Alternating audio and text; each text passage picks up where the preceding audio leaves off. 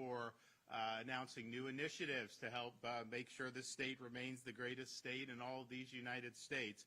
And I'm joined here with by our Attorney General, Ashley Moody, as well as our Commissioner of Florida Department of Law Enforcement, Mark Glass. We also have State Representative Bob Rommel from just south of here in Collier County. And we have Ace Hardware owner, John Gavin, who's here to speak about what we're going to discuss. You know, you can look around different parts of the country, and one of the things that I've noticed is that if you go into like a pharmacy and the toothpaste is behind lock and key, like it's almost like Fort Knox, some of these places, just for normal items, you know you've got some problems.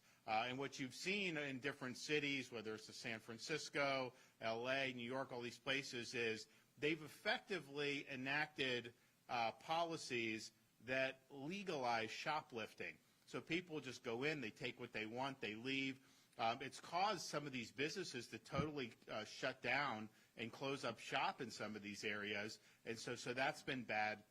It's very inconvenient, of course, to normal citizens, but it also really breeds a culture of lawlessness, and I think you've seen that build in many parts of this country. Now in Florida, we've taken a different tact on all of this stuff.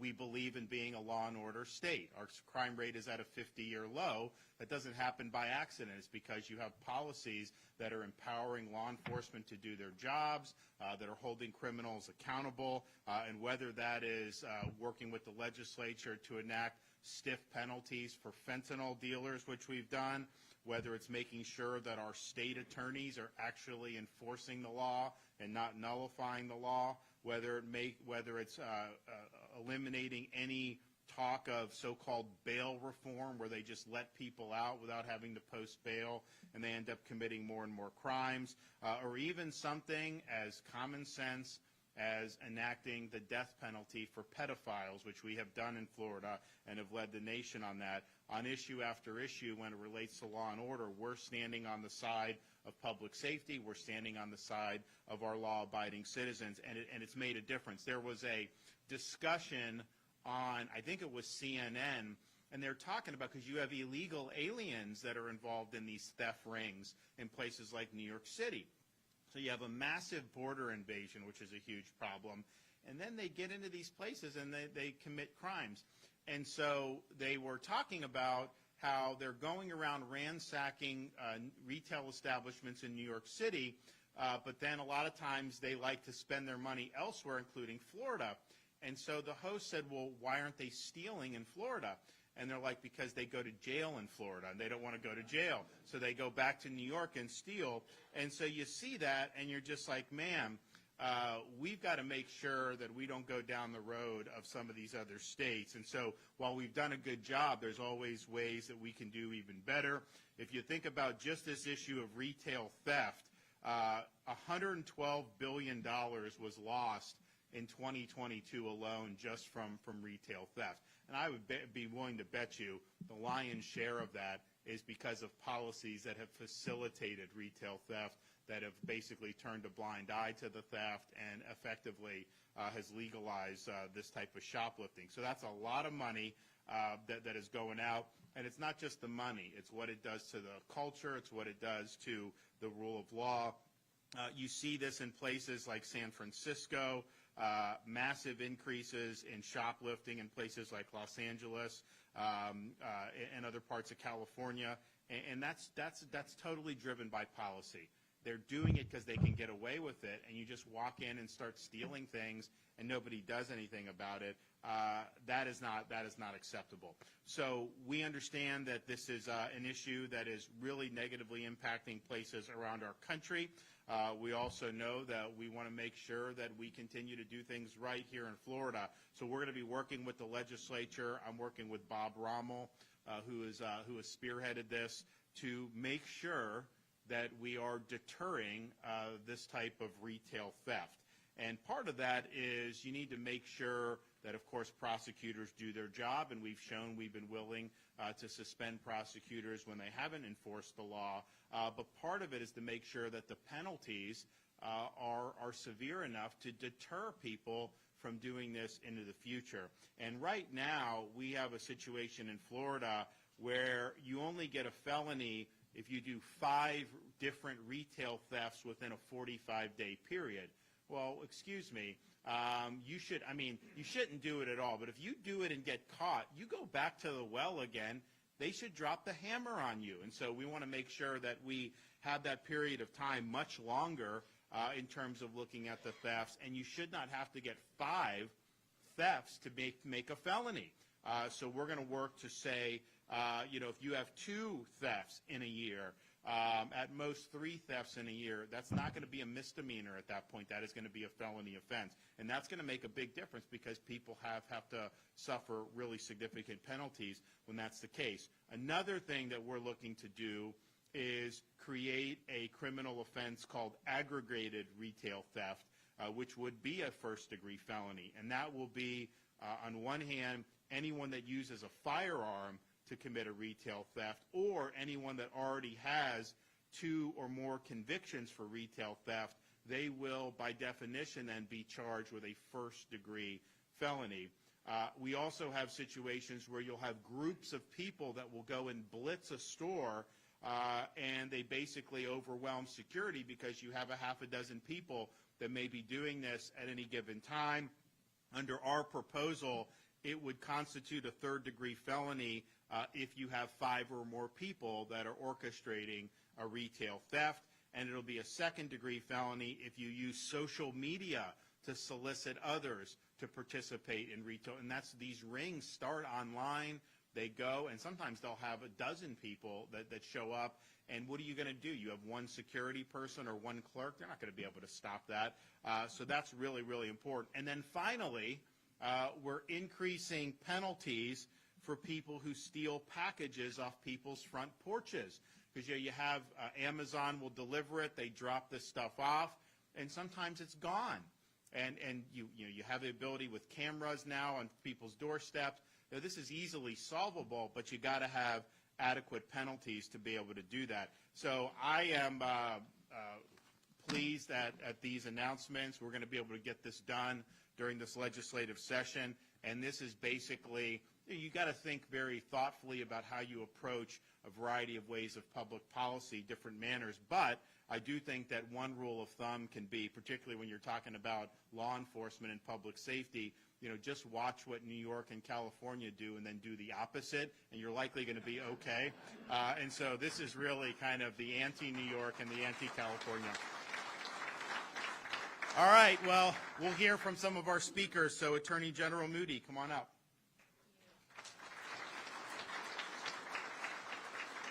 Well, today is an example of why Florida leads the nation in folks wanting to move to our state. No other state has as many people trying to get in to be residents. And Governor DeSantis, a large part of that is due to your leadership, sticking by his principles, knowing that in order to protect freedom, the linchpin of that is law and order. Florida is a law and order state. Governor DeSantis has said it many times. That is not only important for our citizens and our residents, our families to hear so that they feel secure and know that we're looking out for them, but it's important for the men and women who wake up every day and put on that badge and put on a bulletproof vest and go out to work because they know that their leaders have their backs, and we're going to give them the tools that they need to do their jobs, and then we're going to say, go enforce the laws. So today is a great example of why Florida is leading and why we have to do everything in our power to keep Florida, Florida. All these other states are going to have slogans like make California, Florida, or make New York, Florida. We have to keep Florida, Florida, continue to be the leader. And this is a great example of how we do that. We strengthened our retail theft laws about 2 years ago. This further strengthens those, and we're giving our law enforcement tools, a database, a statewide task force, a retail crime exchange, and we're busting up criminal rings. We just busted up one in 9 jurisdictions, 20 different retailers, over $20 million, and that's because of the proactive legislation that comes out of this state. And we're reinforcing our retail theft laws, but we're also now focusing on a new trend, porch piracy. Did you know that last year nearly half of Americans had a package stolen from their porch? Think about that. In a nation where we live under a rule of law, every one of you, half of you, had a package stolen. And just in the last quarter, nearly 20%, and that was a package valued at $50. That would not be a felony. We are not going to stop this if people don't feel they're going to be held accountable. And let me just say, as an AG and as a mother, 2 weeks ago in Miami, a parent or guardian or someone used a child to steal a package from a porch. Not only will this increase the felony penalties of porch piracy, but if you are a parent encouraging your child to steal a package, you better be ready to face child neglect or endangerment charges as well. You can be charged as a principal. Do not think that using someone else to steal packages will get you out of this increased penalties and legislations. Not in Florida. Not up in here. The other thing that this does is it prevents the flash mobs. You've seen them all over the nation. And I'm so proud of this governor, our legislative leaders, our directors of law enforcement. They watch these trends. And we say we're going to do everything we can here to prevent that from happening by changing our laws before it becomes a problem. And I just want to give you an example. Last year, I was so proud to stand with Governor DeSantis when we passed what we called the Real Safety Act, after Illinois passed this crazy statute that released everybody on no cash bail, including the first arrestees on that were people that attacked cops. They were out in 24 hours.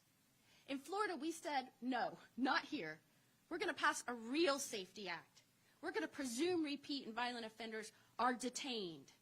And there will be a minimum standard for all of our jurisdictions in Florida. So just here in Cape Coral yesterday, you had an attempted retail theft with somebody charging out loss prevention officers with a gun. The woman spit on them. They got arrested after great police work. After tips, we have star tips here in Florida. We announce so all of y'all can be a part of the process to help us go after the bad guys. They were arrested. You know where they are 24 hours later? Still in jail.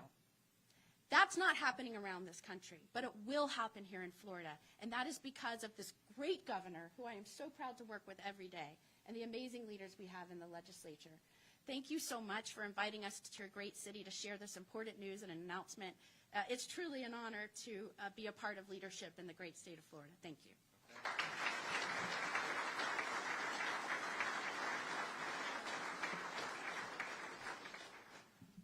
Thank you for having me here. It is an honor to be here in front of you. As you just heard from the governor and our attorney general, it's amazing to be in my job. I will tell you that. To have the support and the backing and the foresight that they have for our great state to combat retail theft, organized retail theft.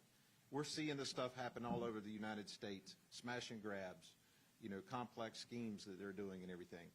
We all pay the price for that. We all do. No matter if it's happening in Washington State, Oregon like crazy, New York, all these other places that love this type of, not want to prosecute anybody. We pay for it. As citizens in the United States, we pay for it in our communities. But I'm going to tell you something right here. This governor right here does not tolerate it. And he has given us the tools and the know-how to go after it and get it. So if you plan on doing this type of stuff in our state, I seriously caution you, because I'm charged as a commissioner of FDLE to work with all our local, state, and federal partners. We will jump jurisdictions and we will go after you if you steal from our retailers. We will find you. And working with our business owners, and you're going to hear from John here in just a minute, that's how we do it. We also do it through the tip lines. We do it through everything. If you know that you're receiving or you're seeing on Facebook Marketplace or some of these other Craigslist, and you're seeing stuff that you know is probably fenced material, which is somebody trying to sell that they stole from another business, we need you to call it in. We need that. We need those tips to allow our task forces to go after these folks. So I just want to say again, Governor, thank you for all your leadership on this, and I'm looking forward to continue to put these bad guys in jail. So thank you very much.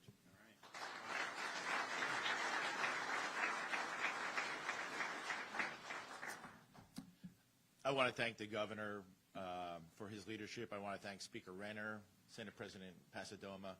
We truly are the greatest state in the nation. We know that tens of thousands of people continue to move here, and it's because of the leadership of the governor, Speaker, and the Senate President.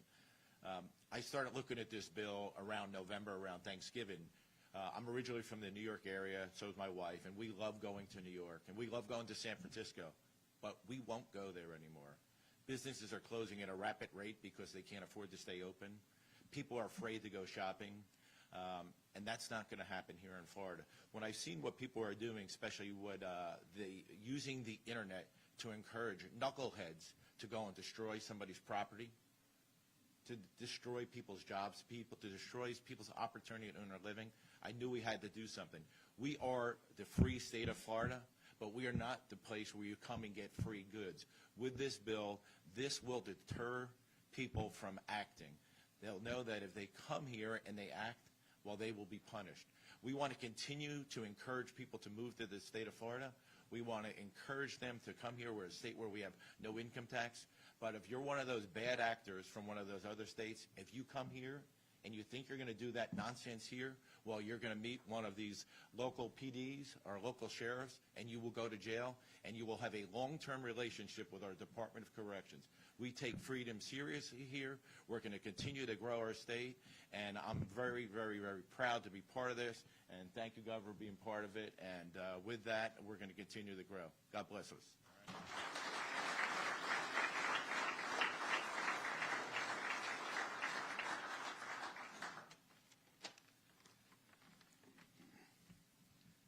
Governor DeSantis, thank you for this opportunity. And commissioners, everybody else that's here from the state, the county, Cape Coral, thank you guys. But not to have you play second fiddle. I couldn't be more honored to be here in the Cape Coral Police Department with all these officers, your brothers and sisters, and first responders. You guys are the all-stars. Thank you, thank you, thank you.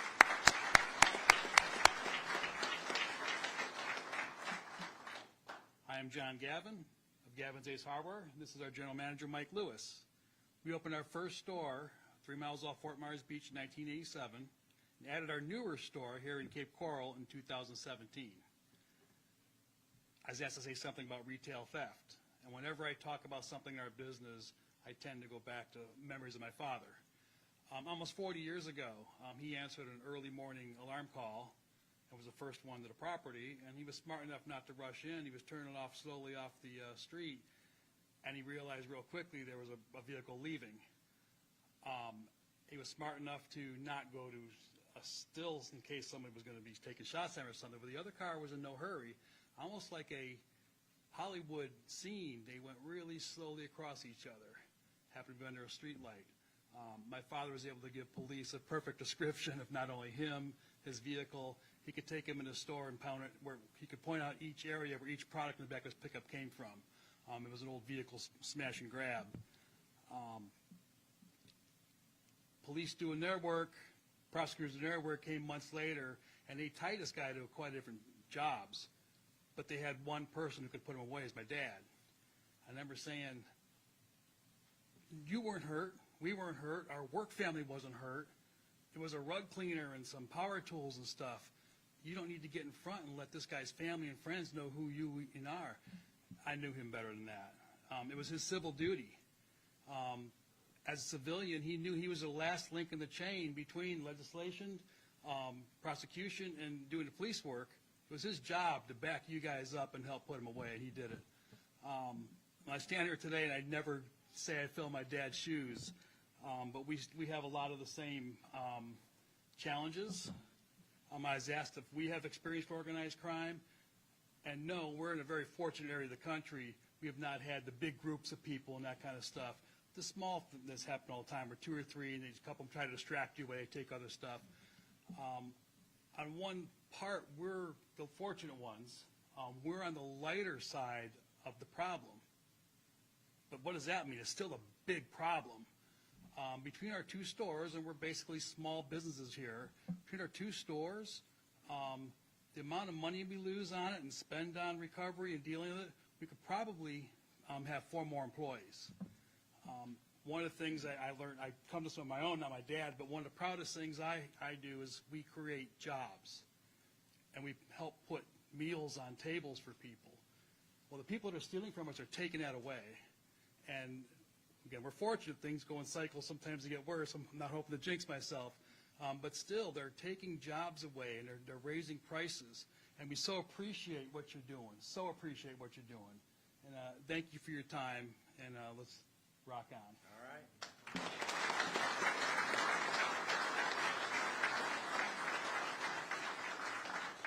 Well, we're appreciative of law enforcement.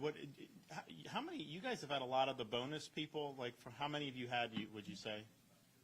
You've had 15, and that's like the last year or two? Yeah, that's good. And then your city, what's the population now of Cape Coral? 220? Okay. Yeah, I know. I saw they had a thing in the conference room where different sectors of Cape Coral for the police and then they did the comparison. So like one sector was bigger than all of Sarasota. One was bigger than like Lakewood Ranch or whatever, and then you see kind of, how it's doing that. And I knew, like, when after Ian, people were still buying homes and really rushing down here, like I knew you can continue to see. But I think it's great, and I think you guys have done well. Our bonus recruitment program, we've had, I think now 4,000 police officers that have used that for our sheriff's departments, our police departments, even our state agencies. And it's some people moving from other states to Florida. It's also young people who are deciding to go into law enforcement for the first time. So it's been a really big success. We're going to re-up it. We're working with the legislature to re-up that for another year coming up here in the next fiscal year, which I think is really, really good. And I knew we were doing something right when I was in Southern California, I don't know, now about 5 or 6 months ago, and I saw one of the police chiefs there. I asked him how he's doing. He said he was doing great, but all his police officers want to move to Florida now. So, what are you going to do? All right. Any questions? Governor, you proposed an insurance tax cut for Florida homeowners, and all indications out of Tallahassee are that it may not make the final cut. What is your message to lawmakers and to we're working homeowners? on all this stuff. I mean, I think we're going to have some significant tax relief. I'm very confident of that. I think it's important. We did $2.7 billion in tax relief for this current fiscal year. That's the most ever in Florida history. We had never even done $1 billion before I was governor. So we did $2.7 billion, yet at the same time ran a big budget surplus, paid down debt. We've paid down 25% of our state's debt just since I've been governor in 2019. And then we also were able to do big things on education, on environmental restoration, on transportation. We did $4 billion in addition to accelerate transportation projects because the state's growing. You have bottlenecks in different parts of the state. And do you want to wait 20 years or do you want to get that done sooner? So we did all of that. So we have the ability to provide meaningful tax relief. The revenue comes in, even though we reduce taxes, our revenue comes in higher than expected almost every month now. I think we beat expectations almost every month for probably the last 3 years. I mean, it's been pretty close. There may be a month or two where we didn't or came in what the estimates were. But I think that's just a testament that whatever problems there are nationally, we're not immune to it. You just saw the CPI report that came in hotter than anticipated, and it really bites people where it counts. I mean, it bites people for housing, it bites people for transportation, and it bites for food. I mean, those are the staples. Some people say, well, if you exclude some of this stuff, then inflation's somehow not good. Yeah, if you don't eat and you don't have a shelter and you don't work, well, yeah. I mean, how many people can say that? So it's really still biting, and it's very. So I think our tax relief has helped mitigate that for Floridians. You're now in a situation in Florida. All baby items are permanently excluded from sales tax. So diapers, wipes, cribs, strollers, anything involving babies, you're off the hook for taxes. That saves families serious money. So we're going to lean in with them. We're going to work on some good tax relief. And at the end of the day, we've governed the state well. We have a good budget that's managed very well. So we have the luxury of being able to do a lot of these things. But we also are going to make sure that we're fiscally responsible. I will veto spending that's excessive. I know I talked with the speaker yesterday. We want to make sure that budget is in line. Obviously, our population is growing. There's been an inflationary period that was set off by the COVID spending. We know that, and we're of course not immune to that, so that means we have to build more roads, build more schools. So there's certain things, but on a per capita inflation-adjusted basis, we don't want to see the budget, take any major detours upward. We want to make sure that we're built for the long haul, and we will be doing that even when we're cutting taxes. Governor, two questions, if I may. First of all, we're hearing from people every day who are seeing their home insurance rates nearly double, as noted throughout the 2024. Do you think enough is being done this legislation, or will there have to be more done? Well, they're going to do, so we've done the My Safe Florida Home program. The House, I think, is going to do even more than we recommended. The people that have done that, so you get a grant, you can make hardening improvements. 71% of people either had no increase or a decrease in their rates when they used My Safe Florida Home program. So I'm supportive of it. I think we're going to do that in a big way. And then we've had $1 billion of private capital come into the state of Florida over the last year. Nobody thought that was possible. If we were here 15 months ago in the aftermath of Ian, people didn't think we'd have any carriers, or they thought that it would be. So there have been a lot of reforms that are done. We have a lot more companies that have now come into the market, and ultimately that's the way it works. The state cannot control the different rates. It's going to have to be a consumer has a half a dozen options, and then they compete for your business. That's the only way you're going to able to do. I would also note this, though, the inflation report that came out today. I mean, the insurance just across the board nationwide has been a huge, huge problem in terms of the increases. I think year over year, auto insurance nationwide is up over 20%. And so this is not something that's unique to Florida. I mean, you're seeing it in all these other states. Part of that is an effect, I think, of the COVID.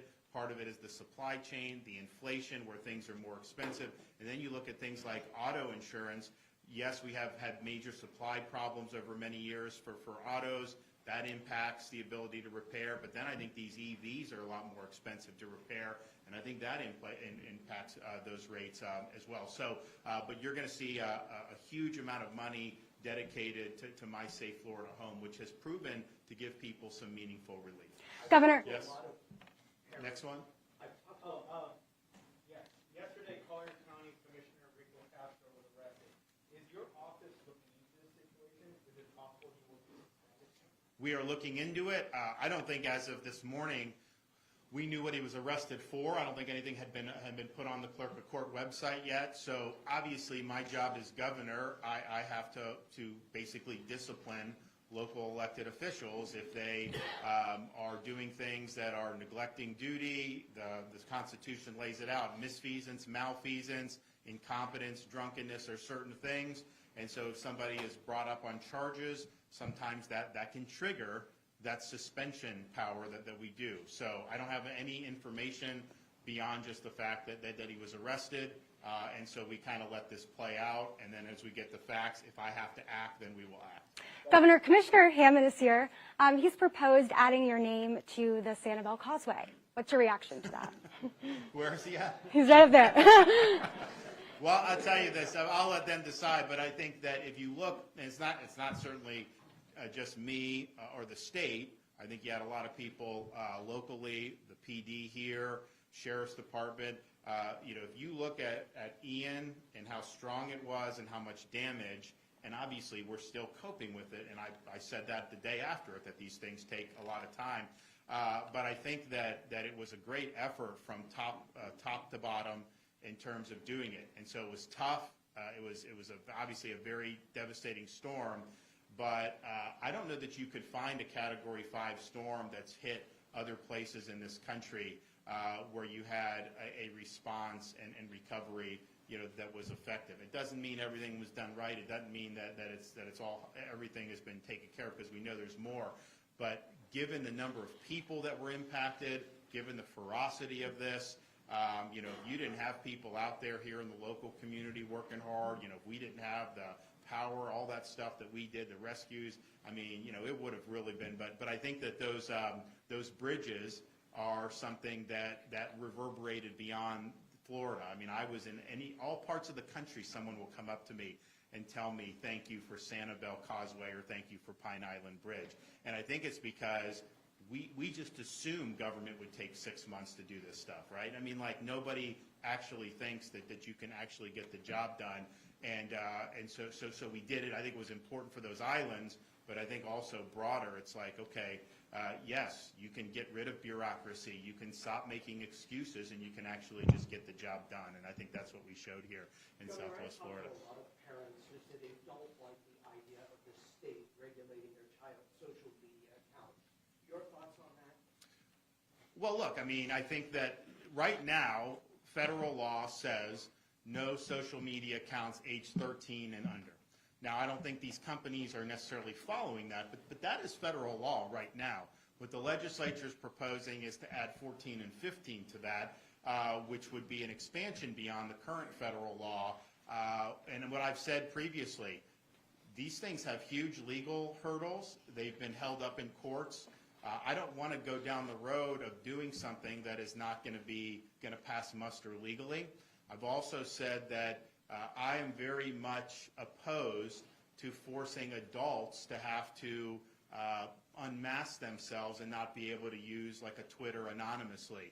Anonymous speech is part of what built the country. I mean, the Federalist Papers were anonymous pamphlets that were written by Madison, Hamilton, and John Jay did not write their names to it. They wrote under a pseudonym.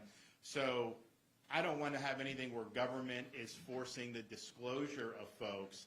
But when you're talking about verifying ages, if you do that in a way that's ham-handed, you're going to lead to that. So that's a definite no for me in terms of losing anonymity. You know, I want to make sure that we're able to do, and I want to make sure that we're empowering parents to be able to have recourse if their kids are doing things that they don't want them to be doing.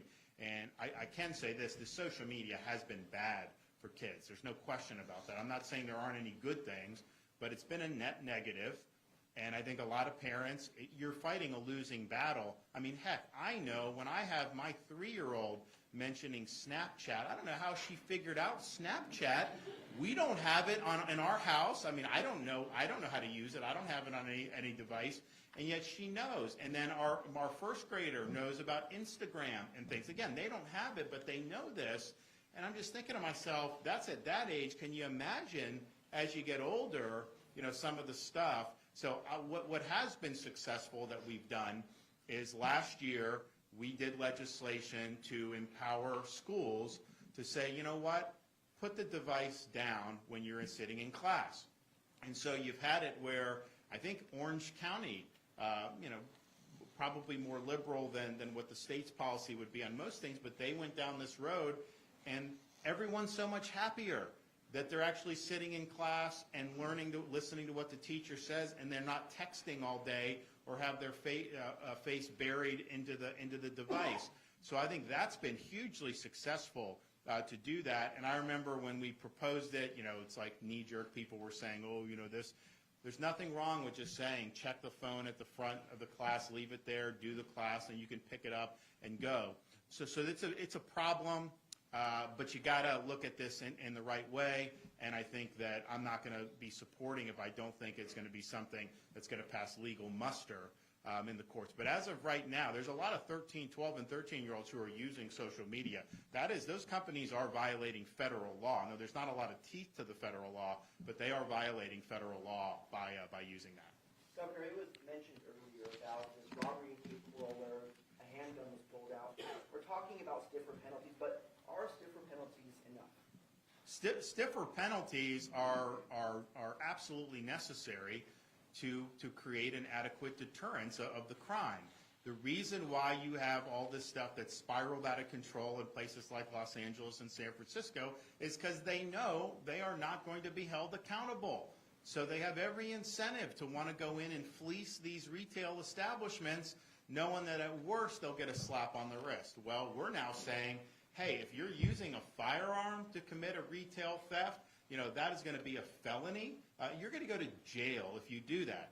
I guarantee you people are going to think twice before they do that. So, yes, adequate deterrence is a key component to making sure that we have safe communities. And what you've seen in those other areas, the deterrent aspect of it is just broken down. I mean, I meet people who've moved from these places. You know, it's like we're not just like popping off and we're criticizing San Francisco, LA, Chicago, New York. I mean, people move from there and they tell us some of the stuff that's happened.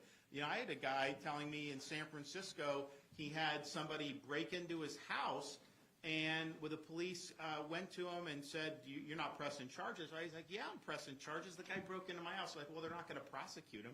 I'm like, really? You can break into somebody's house and not be held accountable? They break into people's cars all the time. So once that conduct is basically approved by the authorities, you're going to continue to see more and more of it, and you end up having New York City, what they did back in the day when they had a terrible run in the 70s and 80s, they came in with Rudy, and they did the broken windows philosophy. So the small crimes, people were held accountable, and that created a culture of law and order, and it ended up leading to a reduction of bigger crimes.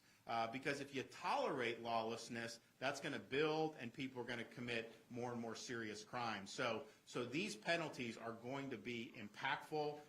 They're going to be effective. And the fact that you already have some of these people in New York saying they don't want to steal in Florida because they'll go to jail, that is already, I think, out there. People know we take this seriously. So can you imagine we come here and we strengthen these laws across the board?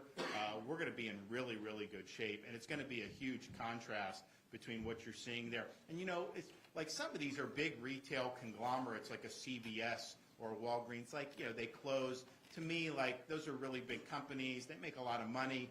I'm not necessarily shedding tears, you know, for the companies, but I do think when you have a situation where these kind of cornerstone establishments are closing, that creates, I think, a sense of malaise in a community. You know, In-N-Out Burger just pulled out of Oakland, California. It's too dangerous. They don't want to do it. All these retail establishments in San Francisco, a lot of them have closed. It's too dangerous. They have too much theft.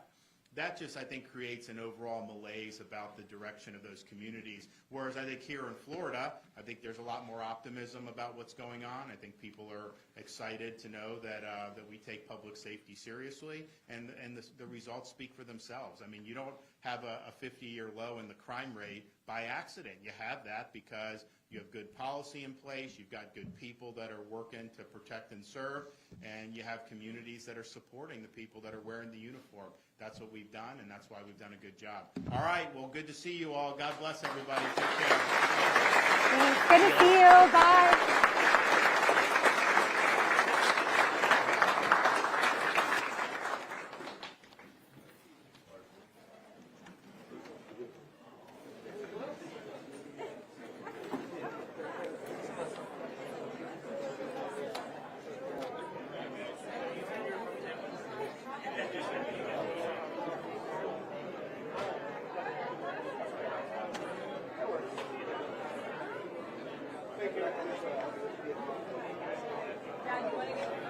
Alrighty.